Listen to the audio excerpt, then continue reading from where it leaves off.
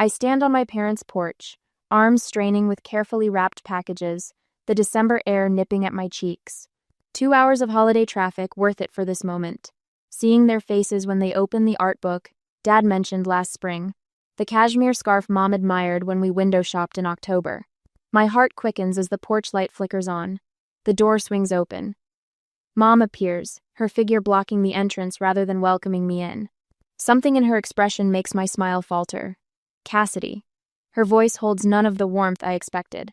This might not be the best year for you to join us. The shopping bag in my left hand slips an inch before I catch it. What? Behind her, Damon appears in the hallway, arms crossed. My brother's face hardens as our eyes meet. This isn't the place for people who only show up when it's convenient. My mouth opens, but words evaporate before I can form them. Through the doorway, I glimpse the dining room table already set with the good china, the Christmas tree twinkling in the corner decorations I've helped put up every year since I was tall enough to reach the branches. I don't understand. I finally manage. We spoke last week. You confirmed my arrival time. Mom's gaze drops to the welcome mat. Things change, sweetheart. Just 2 months ago, Dad called about their property tax bill larger than expected. I paid it without hesitation, just as I've done countless times before. When the assessment came in too high, I spent 3 hours on the phone with the county office getting it corrected. Now they can't even invite me in from the cold. What did I do wrong? I ask, my voice steadier than I feel. Mom's shoulders lift in a delicate shrug. You've been distant, self-centered with your new life. Must be nice. Damon interjects, stepping closer to the door. Buying yourself a fancy condo while the rest of us struggle. The accusation lands like a slap. I think of the overtime projects I took on to help with his son's medical bills last spring. The vacation I canceled when Damon called about another emergency. My hands stop trembling as clarity washes over me. Okay. I say quietly. Just that. Nothing more. I turn, packages still in hand, and walk back to my car with measured steps. No stumbling, no rushing. They won't see me break. Behind me, I hear Mom's uncertain voice. Cassidy? I don't turn around. From the corner of my eye, I catch Dad's silhouette appearing behind them. He doesn't call out, doesn't step onto the porch, just watches from the safety of the doorway, eyes averted when I glance back. The gifts weigh heavier now as I place them carefully in my trunk. Each one selected with such hope. Even presents for my niece and nephew, wrapped in paper they chose last time they visited my condo. The stark contrast hits me as I close the trunk. My arms full of gifts for a family who couldn't even invite me inside. Their empty hands as they stood in the doorway, taking nothing but still wanting more. If I walk away now, I risk losing the only family I have. Years of holiday traditions, shared memories, the connection that's defined my life. But staying means accepting that my value to them is measured in dollar signs and favors, not love. As I slide behind the wheel, I catch a final glimpse of the three of them framed in the doorway. Mom's hand raised in what might be a wave or a plea to return. Dad's gaze fixed on some distant point beyond the driveway. Damon's stance victorious, shoulders relaxed now that the confrontation is over. I start the engine and pull away from the curb, the Christmas lights of my childhood home growing smaller in my rearview mirror. 5 minutes later, I pull over and sit in my car, engine running for warmth while Christmas lights blink cheerfully from neighboring houses. The gifts in my trunk mock me with their careful wrapping and thoughtful selection. My hands grip the steering wheel as memories flood back, no longer softened by the lens of family obligation. The spreadsheet I created last month for tax purposes stares back from my phone screen. Over $11,000 in mortgage payments for Damon and Maribel in the past year alone. Piano lessons for their daughter Sophia that cost $75 weekly. Summer camps for both kids. Science for Sophia. Baseball for Ethan, totaling nearly $3,000. The numbers blur as a wave of nausea hits me. I canceled my trip to the Oregon coast last spring when Damon called about another medical emergency. 3 days off work, non-refundable cabin rental lost. The urgent hospital bills he mentioned never appeared in my mailbox for payment as promised. Where did that money go? This isn't about one Christmas dinner. This is about years of taking advantage of my generosity, years of family emergencies that somehow always required my checkbook to solve. The dashboard clock reads 7:43 p.m. I should be driving home, licking my wounds in private. Instead, I turn off the engine and walk back to the house, my footsteps crunching on frozen gravel. This time, I don't knock. When I push open the door, the tableau before me feels staged. Damon lounges on the couch, feet propped on the coffee table, scrolling through his phone. Mom and Dad stand awkwardly in the kitchen doorway, wine glasses in hand. 3 pairs of eyes swing toward me. What, no lock on the door for the uninvited? My voice sounds steadier than I feel. Mom steps forward, hand fluttering near her throat. Cassidy, honey, we thought you'd gone home.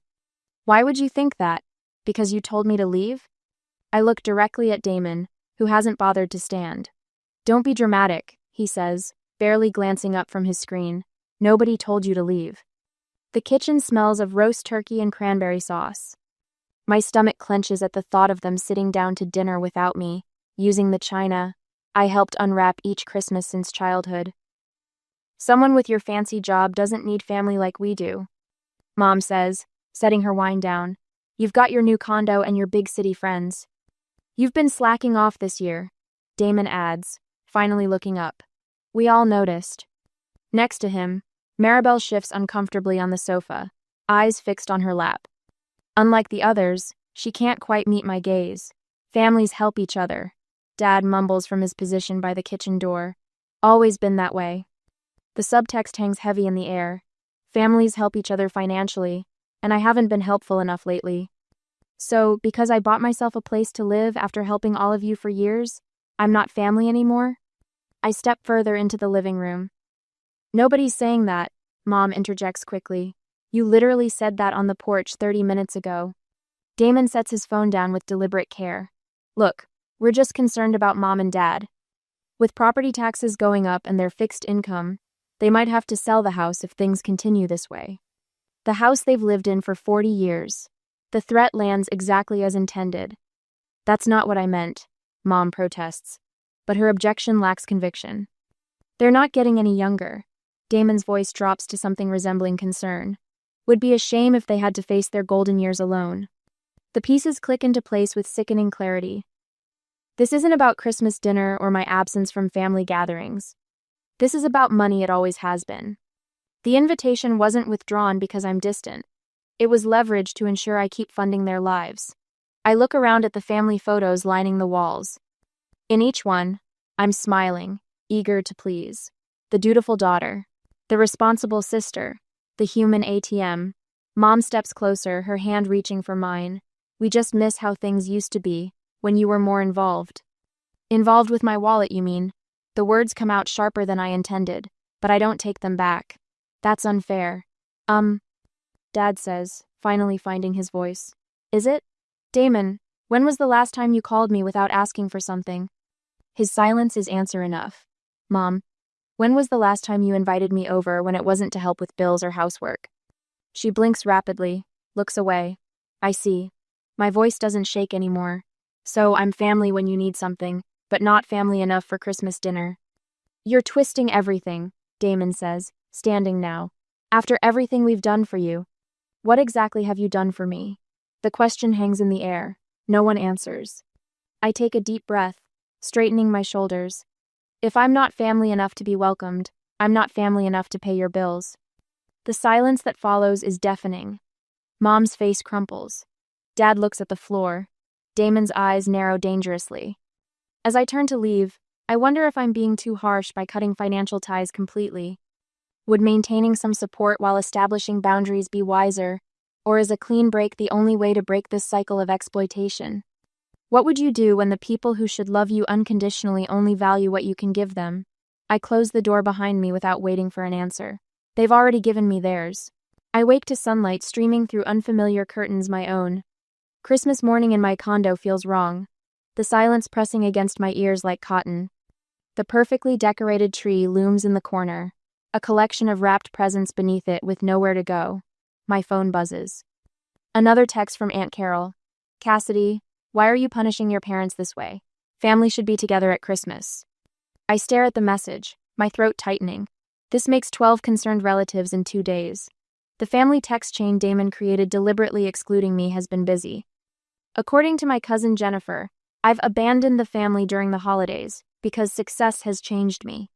Setting the phone face down, I walk to the kitchen where I've spread my gifts across the counter. The antique fishing lure for Dad catches the morning light. Mom's hand-painted ornament sits in its velvet box. The gaming headset for Damon. Books, toys, and clothes for the kids. Evidence of months of thoughtful planning, now useless. My neighbor's Christmas music filters through the wall. The cheerful melody feels like sandpaper against my raw nerves. The doorbell rings. A holiday card waits in my mailbox. My niece's handwriting immediately recognizable. Inside, alongside crayon drawings of Christmas trees, "I miss you, Aunt Cassidy. Why won't you come see us?" Something shatters inside me. I sink to the floor, card clutched to my chest, finally allowing the tears I've been holding back for days. Night after night, I wake at 3 a.m., replaying the scene at my parents' door. Was I really distant? Self-centered? I flip through mental calendars, counting the weekends spent helping with household projects, the vacation days sacrificed for family emergencies, the extra projects I took on to cover Damon's financial crises. "You've been distant, self-centered with your new life," Mom had said on the porch. But last spring, when Damon called about his son's medical bills, I canceled a weekend in Vancouver to take on a rush project. When their washing machine flooded the basement in August, I drove down immediately and paid for repairs. When property taxes came due in October, I handled everything. My spreadsheet grows longer each day as I document years of financial assistance, column after column of dates, amounts, and purposes. The mortgage payments when Damon was between jobs. Summer camps for the kids, piano lessons, emergency dental work. The list stretches back 7 years, totaling over $35,000. The morning after Christmas, Rachel from work calls. "My sister's coming to town New Year's Eve. Thought you might want to join us for dinner?" "I'm fine, really," I insist, the lie bitter on my tongue. "I know you are, but nobody should spend the holidays alone." Her kindness nearly undoes me again. "Thanks. I might take you up on that." Tuesday brings another unwelcome surprise. My bank manager calls. "Miss Hartley, I wanted to alert you that someone attempted to access your accounts yesterday, claiming to be an authorized family member." My stomach drops. Was it my brother? "I can't disclose that, but I wanted you to know we denied access. You might want to review your security settings." Later, I learn from my old high school friend who works at the bank that Damon has been spreading rumors about my mental health issues to explain why I'm withholding help from the family. The betrayal feels physical, like fingers squeezing my lungs. I add another column to my spreadsheet, consequences. 3 days after Christmas, my phone lights up with a text from Maribel. "I'm sorry for what happened. I didn't agree with it. The kids miss you terribly." The first genuine connection I've felt in weeks brings tears to my eyes. I respond immediately. "I miss them too. This isn't about them." "I know," she writes back. "It never was." The banging on my door Sunday morning startles me from sleep. Through the peephole, Damon's distorted face glares back. Against my better judgment, I open the door. He storms past me into the living room. "What the hell do you think you're doing?" "I was sleeping. It's 7:30 on a Sunday." "Stop playing innocent. You're turning the family against each other." I cross my arms. How exactly am I doing that from my condo, alone, with no contact? Maribel's acting weird. Mom's asking questions about money. "After everything we've done for you, this is how you repay us? By abandoning family? The accusation hangs between us. Something shifts inside me, a quiet click, like a lock releasing. "What exactly have you done for me, Damon? Name one thing." His face flushes. "We're your family. We've always been there for you." "When? When have you been there for me?" "That's not—" "No, I really want to know. Because I can list hundreds of times I've been there for you. Thousands of dollars. Countless hours. You think you're so perfect. I think you should leave now," I say, my voice steadier than I expected. "And please don't come back." His eyes widen. I've never spoken to him this way before. He steps toward me, but I don't flinch. "You'll regret this," he warns. "When Mom and Dad need help, don't expect me to pick up your slack." I hold the door open, my hand surprisingly steady. "Goodbye, Damon." After he leaves, my neighbor Tom knocks softly. "Everything okay?" I heard shouting. When I explain what happened, he offers to help install a security camera that afternoon, just in case he comes back. These wireless ones are easy to set up. The simple act of kindness highlights what I've been missing: people who give without expecting payment. Rachel's New Year's dinner feels like stepping into another world, one where conversation flows without tension, where laughter comes easily, where no one tallies the cost of every interaction. You seem different tonight, Rachel says as we wash dishes afterward, more relaxed. I made some decisions, I tell her, about what I'm willing to accept from people. The next morning, I change my phone number, creating a clean break while maintaining one private line of communication with Maribel. I make an appointment with my financial advisor to restructure my savings toward my own future, not family emergencies. As January begins, my phone rings with an unknown number. I almost ignore it, but something makes me answer. Cassidy Hartley? This is Alan Prescott. I'm Maribel's lawyer. She asked me to contact you. I arrive at Hemlock Coffee 15 minutes early, clutching a leather portfolio containing months of bank statements, transaction records, and a spreadsheet tracking every dollar I've given my family. The cafe sits tucked between a used bookstore and a florist, far from my usual haunts where Damon might spot me. Cassidy? A man in his 50s approaches my corner table, hand extended. Alan Prescott, thank you for meeting me. His handshake is firm, his eyes kind but evaluating. I slide the portfolio across the table before he's fully settled. Every payment I've made to help Damon and Maribel. Mortgage assistance, medical bills, summer camps, piano lessons, dates, amounts, and what each was supposedly for. My voice remains steady, professional.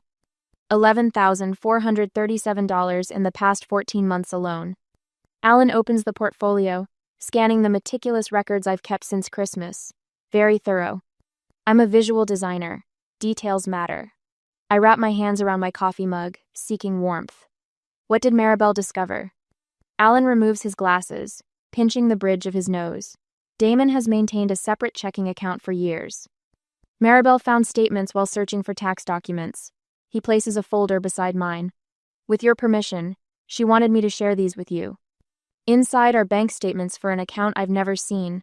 My name appears repeatedly in the deposit column. He diverted the money, I whisper, the floor seeming to tilt beneath me. Not all of it, Alan clarifies, pointing to specific transactions. The mortgage payments went through, but that emergency root canal you covered, hotel charges that same weekend. The children's summer camp tuition? Half went to online gambling sites. My throat tightens as I trace my finger down the list of transactions. The money I sent for Ella's piano recital dress. Louis Vuitton purchase, same day. The room goes silent as I process this betrayal within the betrayal. Not just using me as their personal ATM, but lying about where the money went. Maribel wanted you to know she had no idea. Alan continues gently. She's filing for legal separation. Her priority now is protecting herself and the children. I nod, unable to speak for a moment.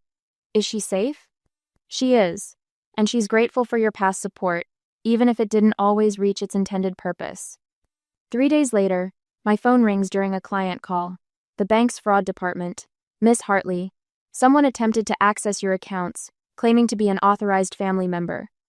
We've blocked the attempt, but wanted to verify you haven't granted access to anyone recently. My stomach lurches. Who was it?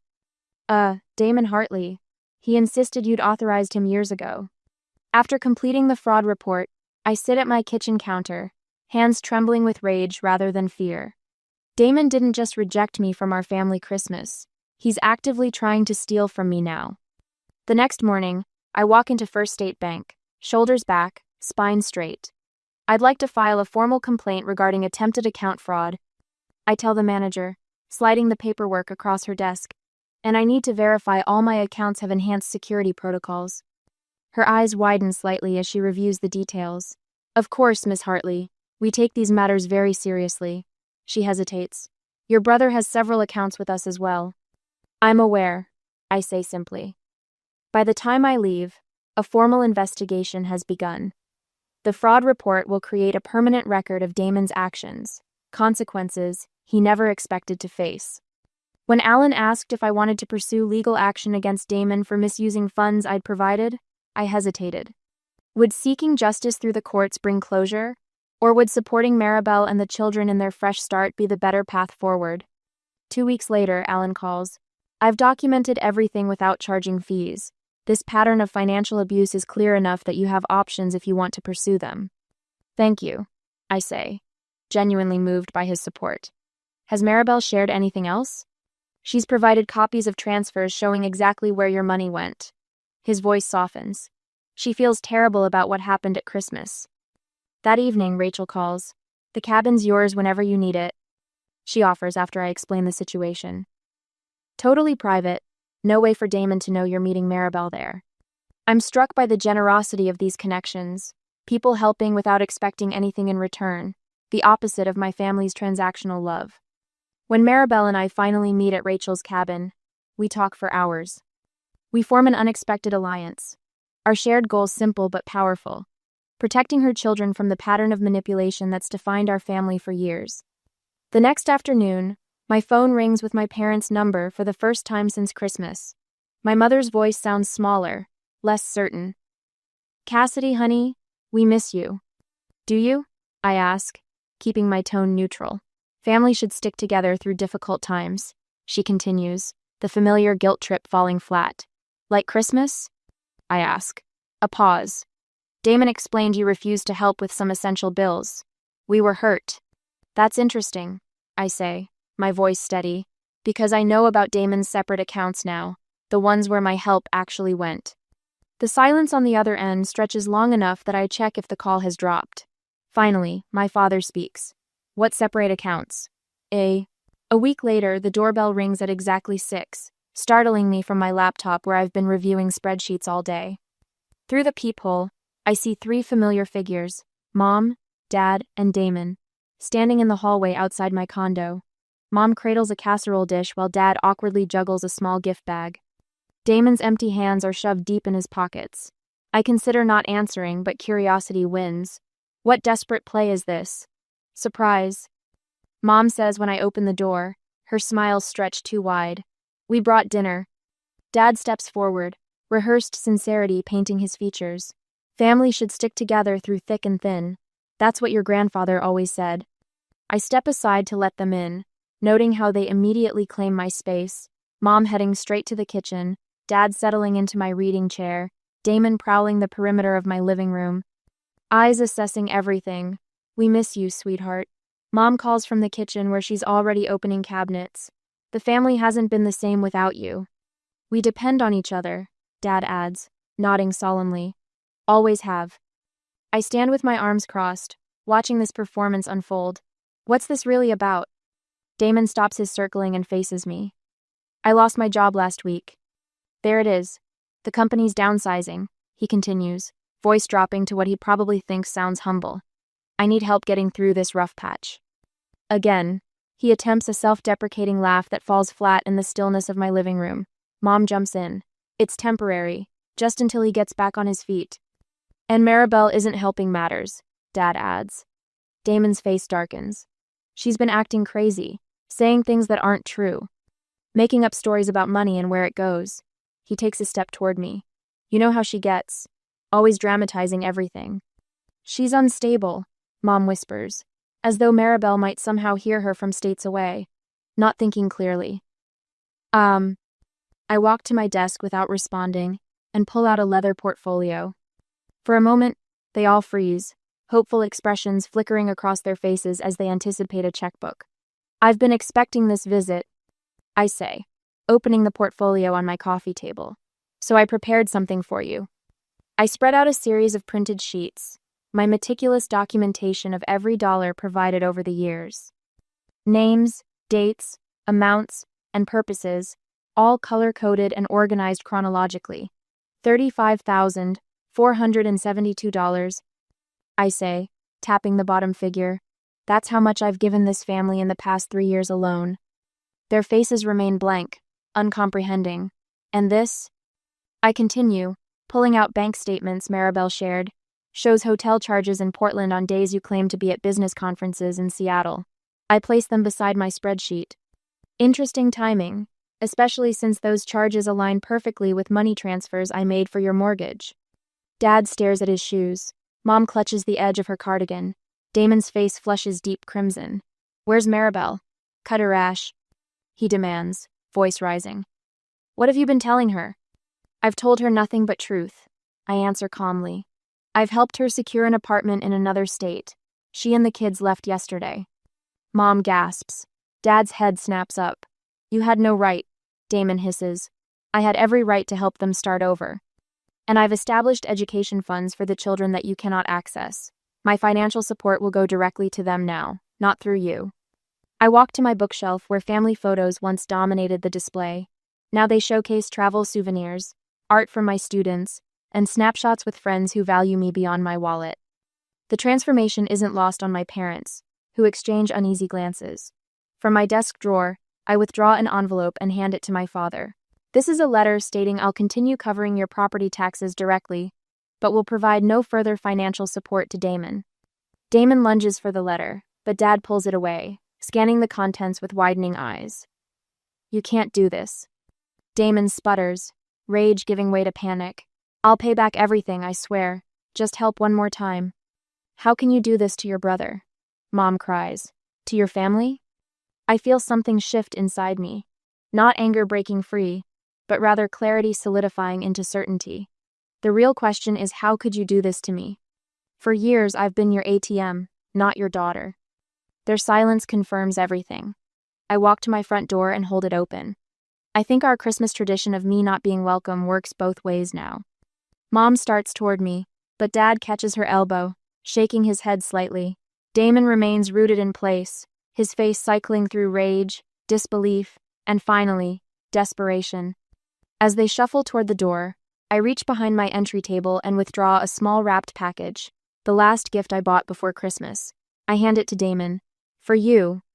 His fingers tremble slightly as he tears away the paper, revealing a framed photograph of his children laughing on a playground. Attached to the glass is a small handwritten note. They deserve better. Be better. He stares at it, mouth working soundlessly, before Dad guides him through the doorway. After they leave, I stand alone in my quiet condo, wondering if Damon realizes the legal trouble awaiting him. The loan applications where he falsified information using my name as guarantor without my knowledge are already under review.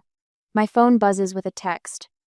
It's from Maribel, a photo of the children exploring their new apartment, faces bright with excitement. The caption reads simply, "Thank you for helping us start over." I save the image, finally understanding the difference between being used and being needed. 3 months have passed since that frigid December evening.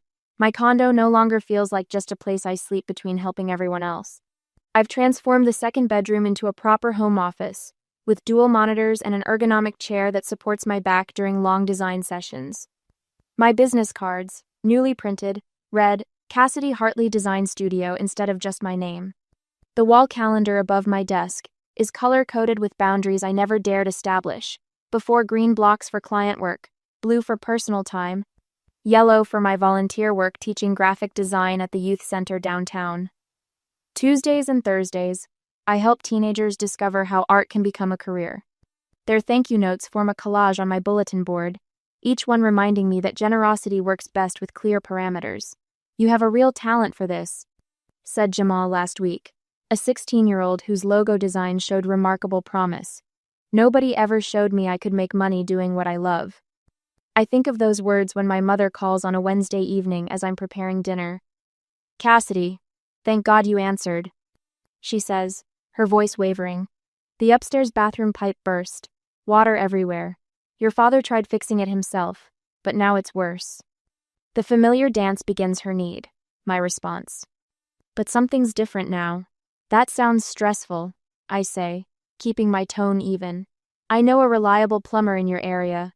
I can call him right now and arrange payment directly. Silence hangs between us. I can almost see her mouth opening and closing. But, wouldn't it be easier to just send the money? She finally asks. No, Mom. I'm happy to help, but this way works better for me. Another long pause. I suppose that would be fine, she concedes, the surprise evident in her voice. When we hang up, there's no knot in my stomach, no racing heart. Just the quiet certainty that I've done exactly what I needed to do. Friday evening, I host a small dinner. Rachel arrives first with a bottle of wine, followed by Tom from next door and 2 women from my volunteer program. The conversation flows easily around my dining table, no eggshells to tread on, no unspoken expectations hovering in the air.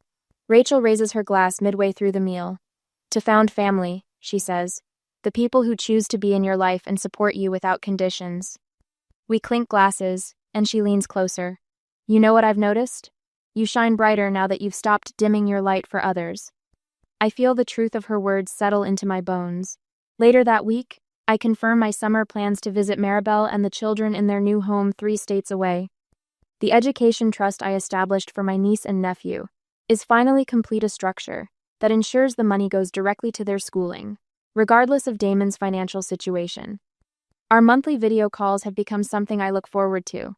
Lily shows me her science projects, and Noah performs little songs he's learned in kindergarten. Without Damon looming in the background, their voices carry a lightness I hadn't noticed before. Tonight, I open the spreadsheet I've maintained for years. Family Financial Support stares back at me from the title bar. I add one final entry, the plumber's bill, then save the file under a new name. Lessons learned. As I box up the Christmas gifts I'd never given my family, saving only those for my niece and nephew, I wonder, is there a point where maintaining contact with toxic family members becomes self-destruction? Or is there always value in leaving the door open just a crack? What would you have done in my shoes?